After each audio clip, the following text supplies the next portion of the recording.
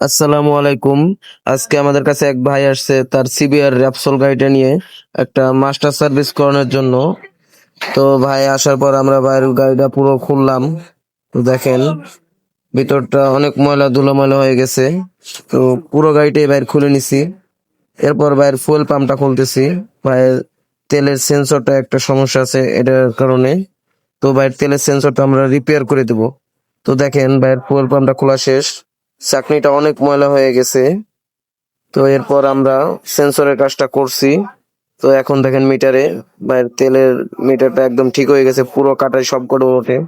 এর সাথে সাথে বাইরের টাঙ্কিটা ওয়াশ করে দিছি। তো বাইরে আরো কিছু সমস্যা ছিল, ব্যাক প্যানেলটা ভেঙে গেছিল, তো এটা আমরা জ্বালাই করে দিছি। তো ফাইনালি ভাইয়ের গাড়িটা আবার নতুন ভাবে লাগিয়ে দিলাম। তো একদম নতুনের মতো হয়ে গেছে ভাইয়ের গাড়িটা। দেখেন একদম ভাইয়ের গাড়িটা চলছেও কম, মাত্র 9,000 কিলো চলছে। ধন্যবাদ।